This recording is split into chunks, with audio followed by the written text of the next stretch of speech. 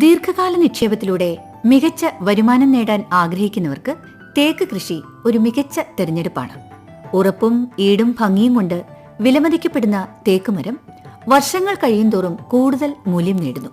മികച്ച ആദായത്തിനായി tissue culture തേക്ക്, ഇതിനെക്കുറിച്ച് നമുക്കിന്ന് കൂടുതൽ അറിയാം.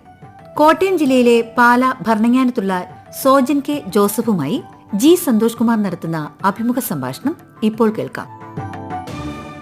സോജൻ എങ്ങനെയാണ് ഈ തേക്ക് കൃഷിയിലേക്ക് വന്നത്? ഞാൻ ഒരു സാധാരണ കർഷക കുടുംബത്തിൽ ജനിച്ച ഒരാളാണ്. അപ്പോൾ എനിക്ക് ഒരു 3 ഏക്കറോളം സ്ഥലമുണ്ട്. അവിടെ റബ്ബർ കൃഷി ചെയ്ത് ഞാൻ തന്നെ ടാപ്പ് ചെയ്ത് ഞങ്ങൾ തന്നെ ആദായം എടുത്ത് ഇങ്ങനെ പോയിക്കൊണ്ടിരിക്കുകയായിരുന്നു. വേറെ എന്തെങ്കിലും പണി ചെയ്യുന്നുണ്ടോ? എനിക്ക് ബാങ്കിൽ, അവിടുത്തെ തലപ്പലം സർവീസ് സഹകരണ ബാങ്കിലെ ജീവനക്കാരനാണ്. കൃഷി എനിക്ക് വലിയ പാഷനാണ്.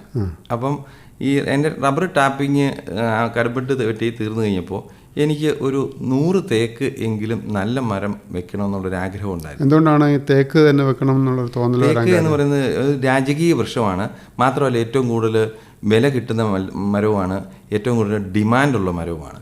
കാരണം എന്താണെന്ന് വെച്ചാൽ നമുക്ക് ഏതൊരു സാധാരണക്കാരൻ്റെയും ഒരു വീടിൻ്റെ ഫ്രണ്ട് വാതിലെങ്കിലും തേക്കിട്ട് പണിയണമെന്ന് അവർക്ക് ആഗ്രഹമുണ്ട്. പണമില്ലെങ്കിൽ പോലും അവൻ്റെ മനസ്സിൽ ആഗ്രഹം കാണും. ആ ആഗ്രഹം തന്നെയാണ് തേക്ക് കൃഷിയിലേക്ക് എന്നെ ആകർഷിപ്പിച്ചത്. മാത്രമല്ല നമ്മുടെ സർക്കാർ ഒരു തേക്കിന് വേണ്ടിയിട്ട് തന്നെ ഒരു മ്യൂസിയം നിലമ്പൂരുണ്ട്. പോയിട്ടുണ്ടോ? ഞാൻ പോയിട്ടുണ്ട്. അത് തേക്ക് കൃഷി തുടങ്ങിയതിന് ശേഷമാണോ അതിന് മുമ്പ്? തുടങ്ങിയതിന് ശേഷമാണ് ഞാൻ ഇതിലേക്ക് ഒക്കെ പോകും. പിന്നെ അപ്പോൾ എനിക്ക് ശരിക്കും പറഞ്ഞാൽ 100 തേക്ക് വെക്കുക. അപ്പോൾ 100 തേക്ക് വെച്ച് ഒരു 15 കൊല്ലം കഴിയുമ്പോഴത്തേക്ക് എനിക്കൊരു മോളെ കെട്ടിക്കുന്ന സമയത്തേക്ക് ഒരു വരുമാനം എന്നുള്ള രീതിയിലാണ് ഞാനത് തുടങ്ങിയത്.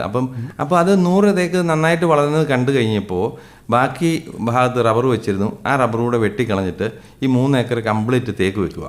എന്നായിരുന്നു ഇത്? അത് 2016. അപ്പോൾ ഈ തേക്ക് വളർന്ന് കണ്ടപ്പം എൻ്റെ സുഹൃത്തുക്കളും അയൽക്കാരും ബന്ധുക്കളും ഒക്കെ കുറേശ്ശെ തൈ തരാമെന്ന് ചോദിക്കുന്നു. ഞാൻ അങ്ങനെ കൊണ്ടുവന്ന് കൊടുക്കാൻ തുടങ്ങുന്നു. അപ്പോൾ അത് എൻ്റെ വൈഫാണ് ശരിക്കും ആ നഴ്സറി ഓടിക്കുന്നത്. ഞാൻ ബാങ്കിൽ വർക്ക് ചെയ്യുന്നുണ്ട്, പുള്ളിക്കാരിയാണ്. അപ്പോൾ ഞങ്ങൾ രണ്ടുപേരും കൂടെയാണ് ഇതിൻ്റെ പറമ്പിൽ പണിയുകയും അതിന് വളവിടുകയും കാര്യങ്ങളും എല്ലാം ചെയ്തുകൊണ്ട് ഇതിനുണ്ടാകുന്ന ആദ്യത്തെ സ്റ്റേജുകളിൽ ഉണ്ടാകുന്ന ഓരോ രോഗങ്ങളും ഓരോ സ്റ്റേജുകളും ഞങ്ങൾക്ക് ഇതിനെ കാണാൻ പാടവാണ്.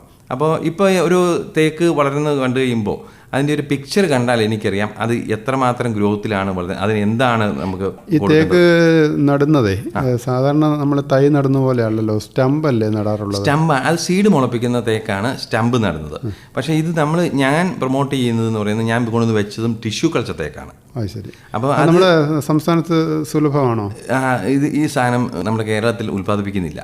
ഇന്ത്യയിൽ ഏറ്റവും കൂടുതൽ ഉൽപ്പാദിപ്പിക്കുന്നത് സീമ ബയോടെക് കോലാപ്പൂരാണ്. അവിടെ നിന്നാണ് ഞാൻ തൈ കൊണ്ടുവരുന്നത്. അവിടുന്ന് തൈ കൊണ്ടുവന്ന് 100 എണ്ണം വെച്ചു, അത് വിജയിച്ചു. ബാക്കി 3 ഏക്കറിലേക്കും വെച്ചു, അതും വിജയിച്ചു കഴിഞ്ഞപ്പോൾ അപ്പോൾ അങ്ങനെയാണ് ഒരു നഴ്സറി പോലെ ആയിട്ട് എൻ്റെ വൈഫാണ് ഇപ്പോൾ അത് ഓടിക്കുന്നത്. ടിഷ്യൂ കൾച്ചർ തേക്ക് തൈകൾ ഇങ്ങനെ ലഭിക്കുമെന്നും അല്ലെങ്കിൽ അതാണ് ഏറ്റവും ഉത്തമം എന്നൊക്കെയുള്ള അറിവ് എങ്ങനെയാണ് ഉണ്ടായത്? അത് എനിക്ക് കിട്ടുന്നത് എങ്ങനെയാണെന്ന് വെച്ചാൽ എൻ്റെ ഒരു കസിൻ പാലക്കാടുണ്ട്. പാലക്കാട് പുള്ളി ഹെൽത്ത് ഡിപ്പാർട്ട്മെൻറ്റിൽ വർക്ക് ചെയ്യുവാണ്.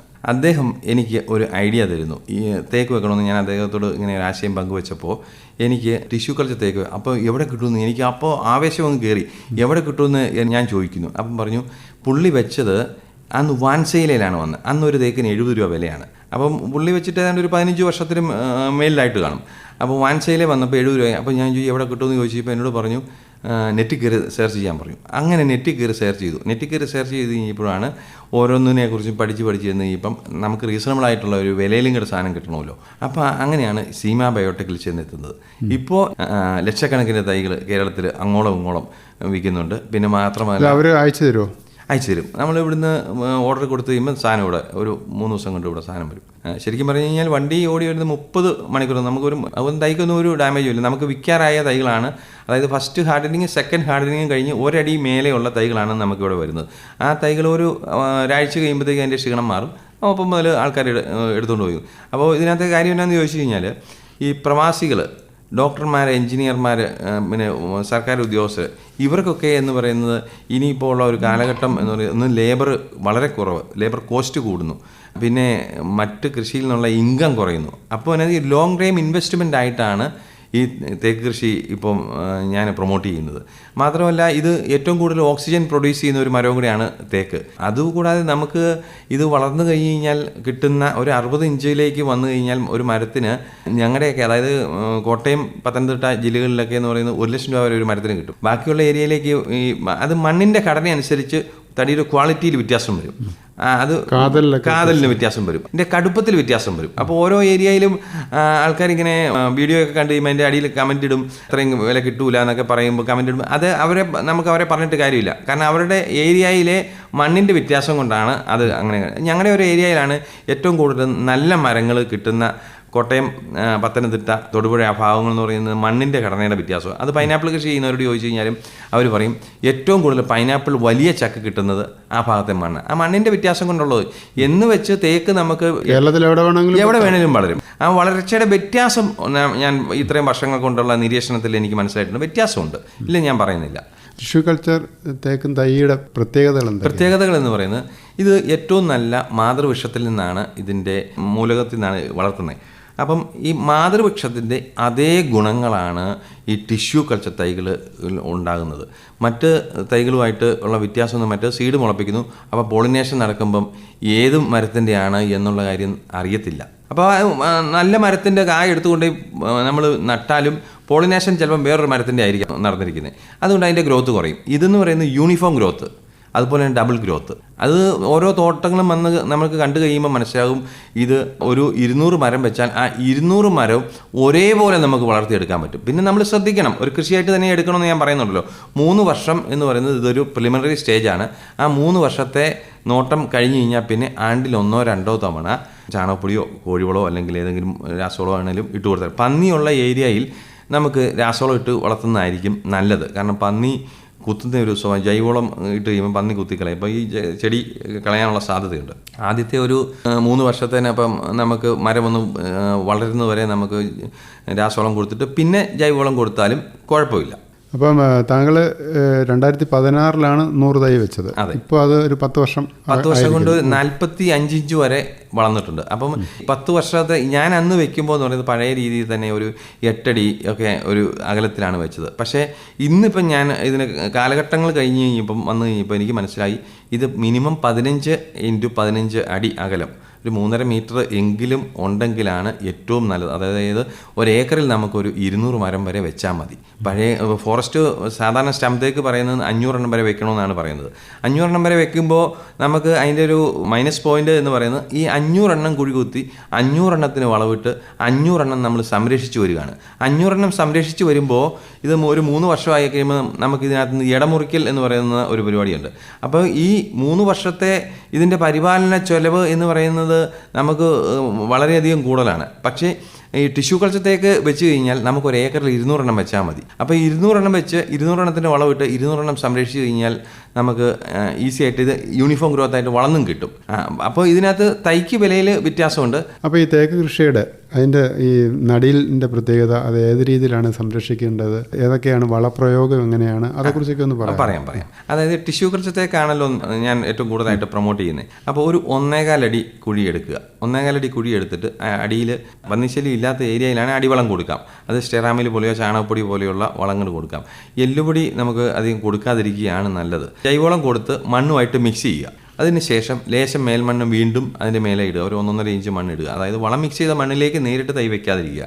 എന്നിട്ട് കവർ പൊട്ടിച്ച് വെച്ച് കഴിയുമ്പോൾ നമുക്ക് മണ്ണിൻ്റെ ലെവലിൽ നിന്നും 1 ഇഞ്ച് താഴ്ന്നു നിൽക്കണം. അതായത് കൂടയുടെ മണ്ണിൻ്റെ മേലെ 1 ഇഞ്ച് മണ്ണ് വീഴുക. പിന്നെ വെള്ളം യാതൊരു കാരണവശാലും കിടക്കാൻ പാടില്ല.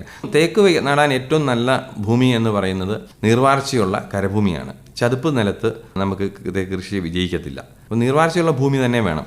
അതിനുശേഷം നമ്മൾ തൈ നട്ടതിന് ശേഷം, അതായത് പന്നിശല്യം ഇല്ലാത്ത ഏരിയയിലാണെങ്കിൽ ചുമ്മാ അങ്ങ് നട്ടാൽ മതി. അതിനുശേഷം ഫാക്ടംബൂസ് രാസവളം തന്നെ കൊടുത്ത് നമുക്ക് വളങ്ങൾ കൊടുത്ത് നമുക്ക് കയറ്റിയെടുക്കാം. ഈ പന്നിശല്യം ഇല്ലാത്ത ഏരിയയിലാണെങ്കിൽ 1 തവണ ജൈവവളം കൊടുത്ത് 1 തവണ രാസവളം കൊടുത്ത് ഓൾട്ടർനേറ്റീവായിട്ട് മാറി കൊടുക്കുകയാണെങ്കിൽ കണ്ടന്റുകളെല്ലാം നമുക്ക് കിട്ടും. ചെടി നന്നായിട്ട് തന്നെ വളരുകയും ചെയ്യും. അപ്പോൾ 1 വർഷം കൊണ്ട് ഇതൊരു 15 അടി ഹൈറ്റ് മിനിമം വരും. അത് എല്ലാം തന്നെ വരികയും ചെയ്യുന്നുള്ളതാണ് ഇതിൻ്റെ ഏറ്റവും വലിയൊരു പ്രത്യേകത.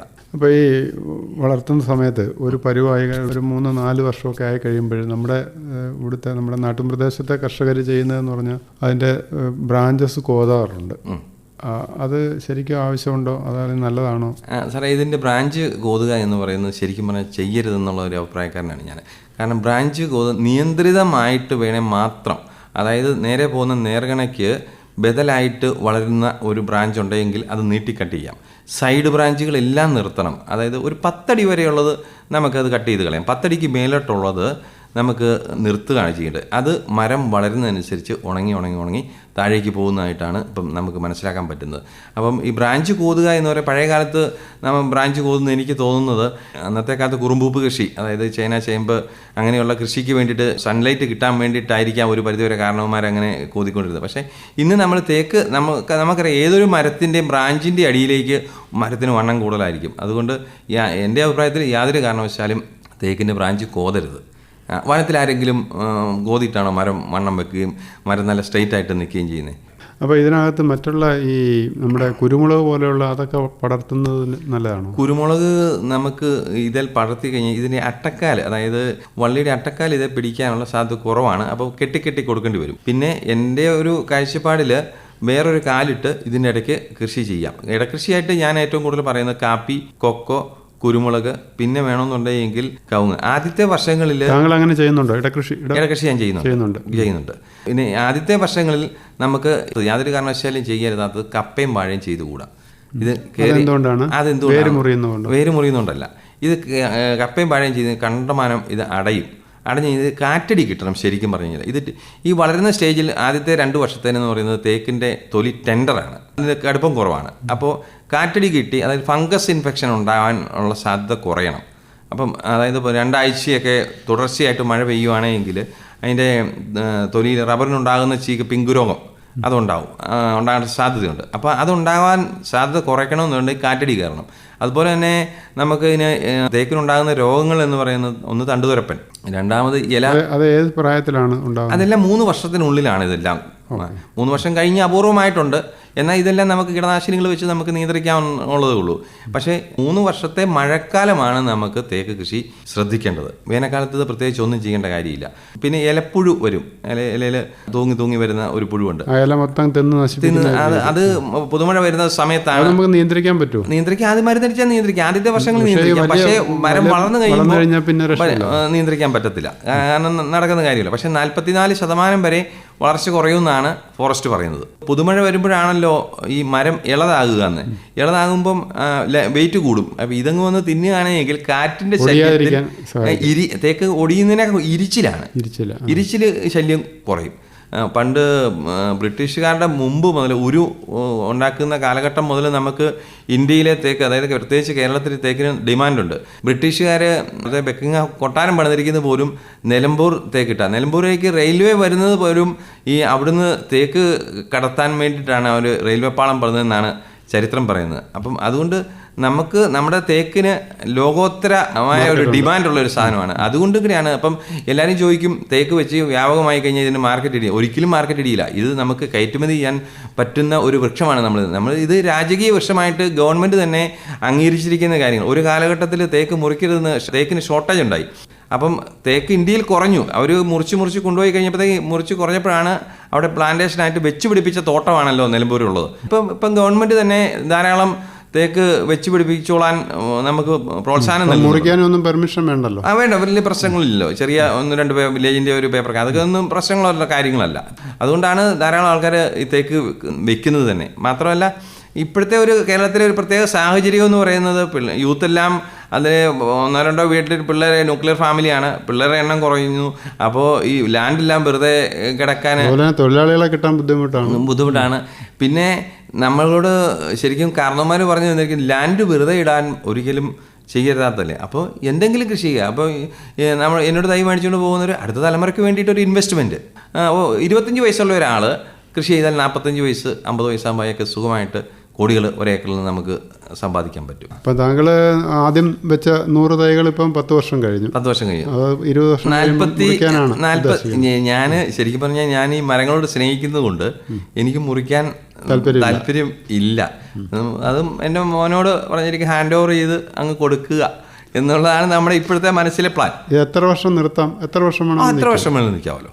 അതൊരു പ്രശ്നമേ അല്ല. നിൽക്കും തോറും അസ്റ്റ് കൂടുമല്ലേ. നമുക്ക് കുടുംബത്തിന് ഞാൻ അതിനകത്തെ ഒരു കാര്യം ഞാൻ പറയാം സാറേ, നമ്മുടെ വീടിൻ്റെ മുന്നിൽ ഒരു 10 തേക്ക് മരം ഉണ്ടെങ്കിൽ അതിൻ്റെ ഒരു ഗാംഭീര്യം ഒരു വലുതല്ലേ, നമുക്ക് ചിന്തിക്കുന്നതിന് അപ്പുറത്താണ് സംഭവം എന്ന് പറഞ്ഞാൽ. അത് ഒരു 3 ഏക്കർ തേക്കും തോട്ടം നമുക്ക് ഉള്ളപ്പം എനിക്ക് ആ തേക്കും തോട്ടത്തിനകത്തോടെ ഇറങ്ങി നടക്കുമ്പോൾ കിട്ടുന്ന ഒരു സാറ്റിസ്ഫാക്ഷൻ, ആ ഒരു സന്തോഷം അത് പറഞ്ഞറിയിക്കാൻ പറ്റത്തില്ല. അത് റബ്ബർ മുറിച്ച് കളഞ്ഞിട്ട് വെച്ച് അന്നേരം റബ്ബർ മുറിച്ചപ്പോൾ എല്ലാ വിമർശനങ്ങളുണ്ടായിരുന്നു. പക്ഷേ ഇപ്പോൾ വളരെ ഹാപ്പിയാണ്. ആ തീരുമാനം മാർത്താണ്ഡം മുതൽ അങ്ങ് സുള്ളിയ വരെ ഞാൻ തൈ കൊടുത്തിട്ടുണ്ട്. ഇത് മാത്രം എനിക്ക് തൈ കൊടുക്കുക എന്നുള്ളതല്ല, ഞാൻ ഇതിനെ പ്രൊമോട്ട് ചെയ്യുന്നു. ആര് എന്ത് സംശയം ചോദിച്ചാലും ഞാൻ അതിനെ കൃത്യമായ മറുപടി, എനിക്കറിയാവുന്ന മറുപടി ഞാനത് കൃത്യമായിട്ട് കൊടുക്കും. എപ്പോൾ വേണേലും വിളിച്ചോളാനാണ് പറഞ്ഞിരിക്കുന്നത്. കാരണം ഞാൻ ഓഫീസിൽ പോകുന്ന സമയമാണ് എൻ്റെ വൈഫ് ആണ് അത് എടുക്കുന്നത്. പുള്ളിക്കാരിക്ക് അറിയാവുന്ന കാര്യങ്ങൾ പറഞ്ഞു കൊടുക്കും. ചെടി വളരുന്നതിൻ്റെ പിക്ചർ കണ്ടാൽ എനിക്കറിയാം അതിൻ്റെ ഗ്രോത്ത് എങ്ങനെയുണ്ട്, നന്നായിട്ടാണോ വളരുന്നത്. അല്ലെങ്കിൽ ഞാൻ പറയും ഇത് വളമിട്ട് കൊടുക്കുക, ഇന്നത് ചെയ്യാം, ഇലയിൽ എന്തെങ്കിലും പുഴുവരുകയോ അതിൽ കേട് വന്നാൽ അത് ഇന്ന മെഡിസിൻ അടിക്കുക എന്നെല്ലാം ഞാൻ പറഞ്ഞു കൊടുക്കാറുണ്ട്. നമുക്കൊരു പാഷനാണ് ഇത് സംഭവം. സോജൻ്റെ സ്വന്തം അനുഭവങ്ങളാണ് പറഞ്ഞത്, വേറെ ഒന്നുമല്ല. അപ്പം നിരവധി ശ്രോതാക്കൾ ഇത് കേട്ടിട്ട് കൂടുതൽ ആൾക്കാർ ഈ തേക്ക് കൃഷിയിലേക്ക് കടന്നു വരട്ടെ, കൂടുതൽ വരുമാനം ഉണ്ടാക്കാൻ ശ്രമിക്കട്ടെ എന്ന് നമുക്ക് പ്രതീക്ഷിക്കാം. ഈ പരിപാടിയിൽ വന്ന് ഇത്രയും കാര്യങ്ങൾ ശ്രോതാക്കൾക്ക് വേണ്ടി സംസാരിച്ചതിൽ താങ്കളോടുള്ള നന്ദി അറിയിക്കുകയാണ്. നമസ്കാരം. Thank you sir.